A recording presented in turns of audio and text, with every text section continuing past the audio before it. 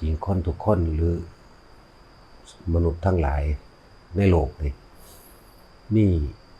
จิตใต้สำนึกในความเมตตาในความสงสารซึ่งกันและกันมีทุกคนเด้บ่ได้เกี่ยวกับศาสนาพร้อมแต่สิเว้าเรื่องของคนทั่วโลกเลยทั้งเบิดเลยมนุษย์ทั้งหลายย่อมมีพื้นฐานจิตใจแห่งความเมตตามีกรุณาเหมือนกันนี่คือความรู้สึกของแต่ละคนแต่ละเผ่าพันธุ์หรือคนทั้งเบิดนั่นแหละมนุษย์ทั้งเบิดมีจิตใจพื้นฐานทั้งนี้อยู่แต่ว่าขาดความต่อเนื่องคือซื่อเด้ทุกคนเคยเกิดผ่านพุทธศาสนามาเบิดเพราะพุทธศาสนาเกิดมานานแล้วบ่แม่นแค่ว่าแค่นี้หมายความว่าธรรมะหมายความว่าธรรมะนี่มีมานานแล้วก็เป็นอมตะบ่มีวันเสื่อมสลายบ่มีตายธรรมะคือความจริงสัตว์เจ็บปวดร้อนเหมือนกันมีความรู้สึกถ้าป่วยถ้าเจ็บปวดบ่พอใจในความรู้สึกที่ป่วยเจ็บปวดเหมือนกันบ่ได้เกี่ยวกับศาสนาแม้กระทั่งสัตว์ก็บ่พอใจที่เจ็บปวดที่สิป่วยเด้ถ้าได้ดังใจหรือถ้าได้สิ่งใดสิ่งหนึ่งที่พอใจก็ดีใจเหมือนกันนี่คือธรรมะนี่คือความจริงที่มันมีมาแล้วตลอดกาลบ่มีเสื่อมสลายอันนี้แล้วก็มนุษย์ทุกคนนี่มีจิตใต้สำนึกในความเมตตาเบิดศาสนาพุทธคริสต์อิสลามจะพูดถึงอัตลักษณะของบุคคลถือเอาเรียกว่าศาสนามีความเมตตาเป็นพื้นฐานเบิดแล้วก็มีความปรารถนาความสุขเป็นพื้นฐานรวมกันเบิดแล้วก็มีความอยากช่วยเหลือแบ่งปันเป็นพื้นฐานเหมือนกันเบิดแต่ว่าถูกแบ่งแยกหรืออิทธิพลทางคำสอนในแต่ละศาสนารู้สึกว่าเหตุเกิดความแบ่งแยกออกมาเพราะบ่ได้เข้าถึงความรู้สึกจริงๆบ่ได้เข้าถึงธรรมความรู้สึกแท้ๆมันความจริงแท้ๆมันเลยว่าบางจำพวกว่าบ่ให้รูปปั้นบ่ให้ไหว้รูปปั้นรูปเหมือนรูปกบฏบ่ให้ละไหว้นี่คืออิทธิพลจริงๆทุกคนมีความเคารพมารดาบิดาหมดเด้มีภายในพื้นฐานจิตใจของแต่ละคนมีแต่ว่าอิทธิพลทางศาสนาแต่ละศาสนาอาจจะมีคำสอนออกมากีดกันกั้น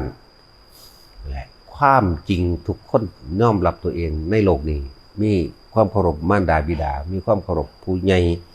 แล้วก็มีจิตใจที่มีเมตตาเหมือนกันแต่มันมาสั่งสมเอาไม่คือไปเชื่อผู้อื่นมากกว่าตนแต่ว่าบ่เห็นความจริงในตนนั่นแหละคำสอนจึงถืออิทธิพลทางศาสนาอิทธิพลทางคำสอนเลยอาจจะเฮ็ดให้ลังเล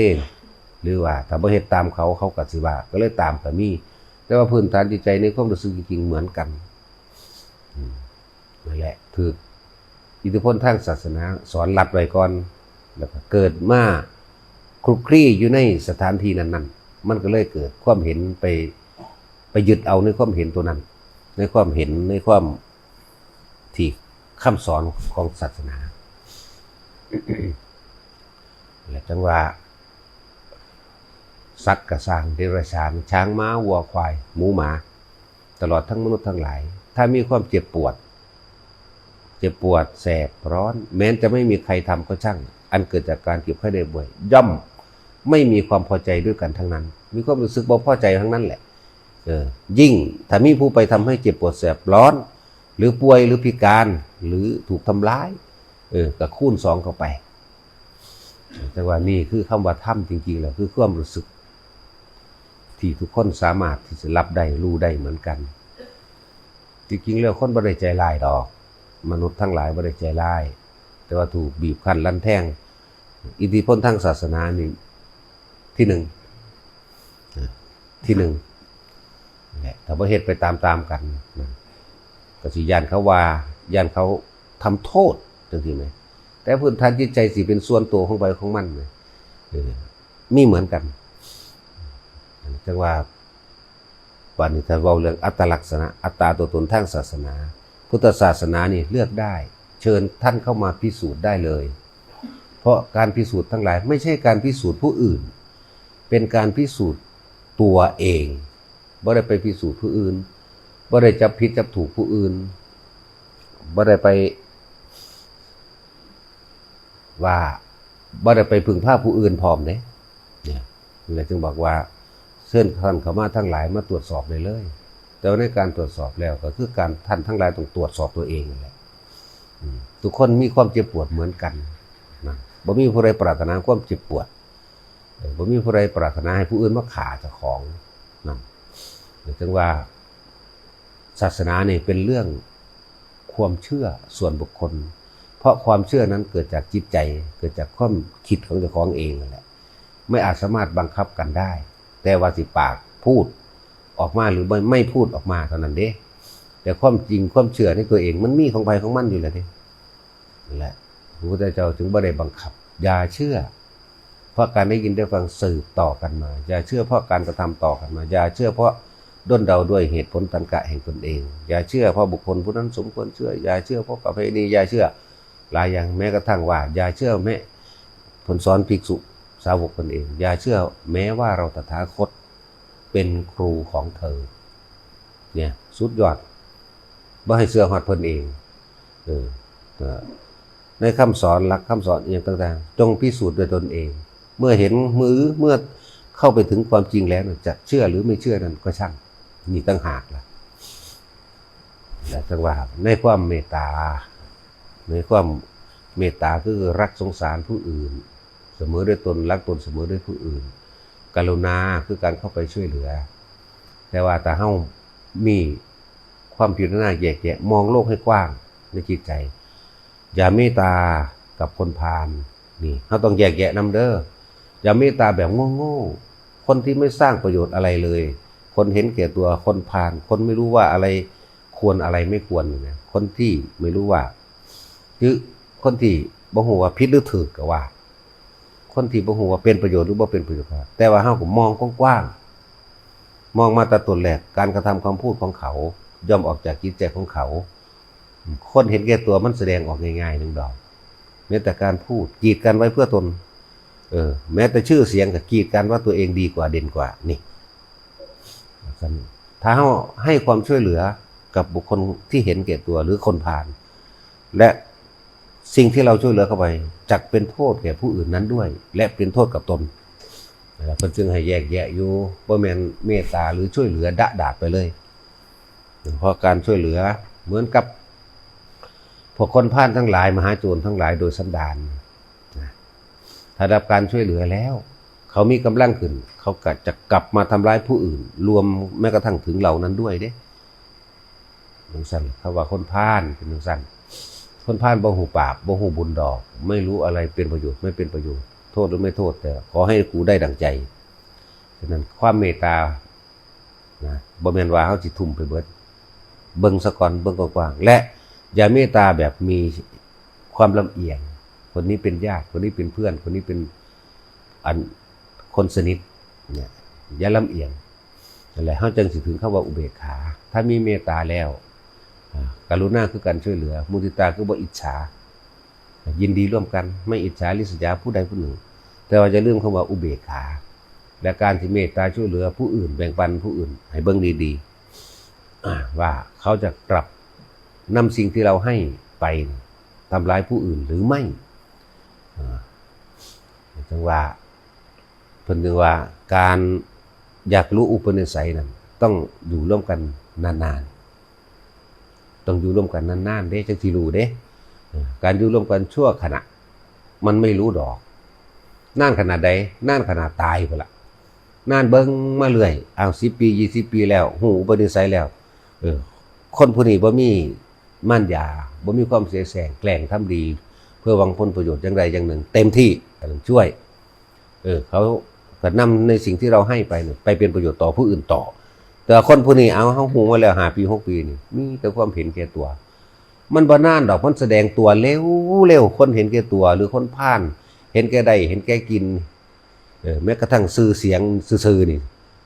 แต่ยังอยากได้มีชื่อเสียงก็ผู้อื่นจังซี่ดูดีๆอย่าช่วยเข้าใจบ่ล่ะเพราะการรับการช่วยเหลือทั้งหลายเหล่านั้นถ้าเฮาสว่าเฮาย่องเขาเฮาใส่เขานี่เขาสิอ้างเฮาไปทำประโยชน์อย่างอื่นเพื่อส่วนตัวเองเข้าใจบ่ล่ะนั่นแหละการช่วยเหลือจริงๆต้องดูให้ดีดูให้เป็นบ่นานเด้เดือน2เดือนเท่านั้นก็รู้ได้อันซ้ำ คนเห็นแก่ตัวคนพาลทั้งหลายบ่นานเพราะว่ามันไม่ใช่คนดีจริงการเสแสร้งแกล้งทำได้ไม่นานดอกบ่แม่นอุปนิสัยสันดานของเขาโดยแท้จริงไม่เหมือนคนดีคนดีจริงๆที่ช่วยเหลือผู้อื่นโดยไม่หวังสิ่งใดตอบแทนนั่นแหละคือคนดีอันนั้นช่วยเต็มที่โลดเพราะสิ่งที่เราช่วยไปเขาจะนำไปเป็นประโยชน์แต่คนบ่ดีคนพาลเดอ้างเฮาไปข่มผู้อื่นอ้างบุคคลที่ช่วยเหลือนั่นแหละไปว่าโอ้ยังยกตัวอย่างขึ้นมาว่านะอาจารย์ว่านั่นเพื่อที่จะให้ผู้อื่นอยู่ในโอวาทของตนอยู่ในคำสั่งของตนอาจารย์ว่าให้มาเอานั่นให้มาเอานี่แต่สั่งเขาบ่เฮ็ดนำเอาอาจารย์บอกข่อยเด้นี่ตัวอย่างเข้าใจบ่ล่ะนั่นแหละการช่วยเหลืออย่าช่วยแบบโง่ๆเพราะสิ่งที่ช่วยมันจะกลับมาทำร้ายตัวเองและผู้อื่นขนาดชื่อเสียงก็ยังเอาไปได้ภาษาบ่เป็นก้อนกูรูบ่คือเงินแต่ว่ามันก็นำมาจังซั่นใดแต่ว่าเน้นว่าเมตตาอย่าเมตตาแบบโง่ๆเพราะการเมตตาแบบโง่จะกลับมาทำร้ายตัวเองและผู้อื่นนี่ก็อย่างนึงให้เฮาเบิ่งนี่แหละเพิ่นจังว่าสิ่งใดควรสิ่งใดไม่ควรนี่ซึ่งเฮาอาจจะบ่ทันได้เข้าใจแต่ว่าปฏิบัติไปเถอะทำไปเถอะที่พุทธเจ้าว่าอันนี้ควรอันนี้ไม่ควรนี่ควรพิจารณาเพิ่นจึงบอกว่าถ้าอยากรู้อุปนิสัยให้อยู่ร่วมกันนานๆเพราะเดือน2 เดือนก็รู้ดอกว่าหาแต่นานเป็นปี10 ปียังว่ามาหรอก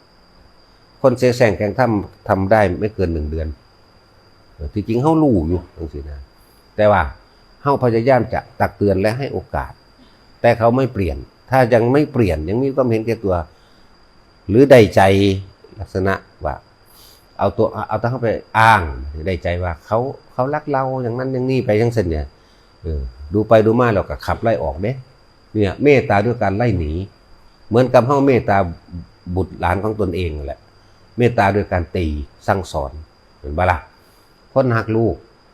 ก็เมตตาด้วยการตีหรือสั่งสอนนั่นแหละบางอย่างก็ต้องเฮ็ดเห็นบ่แนะนำแล้วบอกแล้วตักเตือนแล้วไม่ทำปัจจุบันก็มีการลงโทษเป็นธรรมดาเมตตาของเฮาเหมือนกันถ้าบอกแล้วตักเตือนแล้วไม่มีครั้งที่3แล้วล่ะครั้งที่3คือให้หนีอย่างสั้นเลยเมตตาด้วยการให้หนีถ้าอยู่มันสิบาปหนักกว่าเก่าอีกเพราะว่ามันรังแกข่มเหงผู้อื่นอยู่ในของเฮาก็มีหลายคนละตัวก็เห็นหูอยู่หลักการก็นำไปใส่ในทั่วโลกนั่นแหละ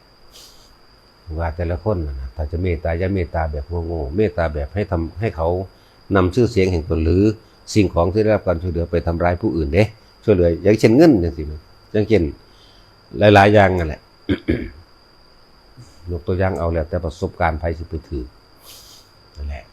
แต่ว่าคำว่าธรรมะนี่ทุกคนมีได้เสมอกันเด้อธรรมะแปลว่าความจริงแห่งความรู้สึกของตนเองในความพอใจและไม่พอใจผู้ใดก็มีความรู้สึกเจ็บปวดเหมือนกันใครก็มีความรู้สึกร้อนหนาวเหมือนกันนี่คือธรรมะไม่ได้เกี่ยวไม่ได้แยกแยะว่าศาสนาธรรมะนี่เกิดแก่เจ็บตายเสมอกันทั้งคนและสัตว์บ่มีศาสนานี่คือเฮาเว้าเอาเองแต่ว่าสัตว์อาจมีศาสนาเพราะสัตว์บางตัวก็เป็นภิกษุมาก่อนก็มีเดรัจฉานบางตัวก็เป็นภิกษุมาก่อนบ่ได้ว่าแต่นั่นแหละฮอดพระโพธิสัตว์พุ่นแล้วบางชาติพระพุทธเจ้าเฮาเกิดเป็นสร้างมั่งเป็นม้ามั่งเป็นงัวมั่งคนนั้นทวิสารมั่งนั่นละงัวก็จังซั่นแล้วมีบ่ละบาดนั่นแล้วจังซั่นตัวเป็นงูมั่งเป็นนกมั่งเป็นกระต่ายมั่งเป็นตัวเหี้ยตัวแล่นมั่งทั้งนั้นนั่นแหละแต่เฮาบ่อ่านใจเขาออกซื่อๆเพราะพันคนละภาษาแต่ความรู้สึกได้เดียวกันหวาดกลัวต่อความตายเหมือนกันศาสนาอื่นบ่กลัวบ่วะถ้าสิเว้าเรื่องศาสนาแน่นั่นแล้วมนุษย์จะมีความรู้สึกเหมือนกันถ้าเฮารักตัวเองแล้วเราก็อย่าไปทำร้ายผู้อื่นซะ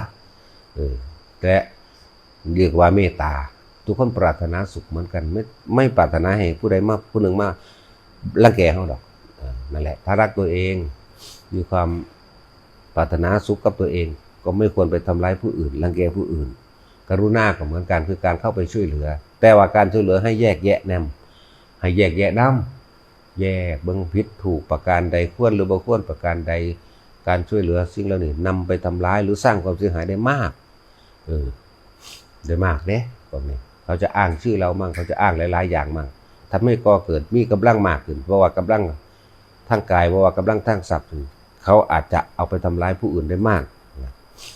มุทิตาคือการบ่อิจฉาริษยาคือเฮาบ่พอใจนั่นแหละเขาบ่พื้นเขาก็ยังบ่พอใจคนบ่พื้นกันเกิดจากความอิจฉาถ้าได้ดีกว่าเขาก็อิจฉาริษยาถ้าต่ำกว่าเขาก็เหยียบย่ำทำลายเหยียบย่ำสมน้ำหน้าสมน้ำพื้นทั้งสั้นแต่ว่าสิหาอุเบกขาในยากอยู่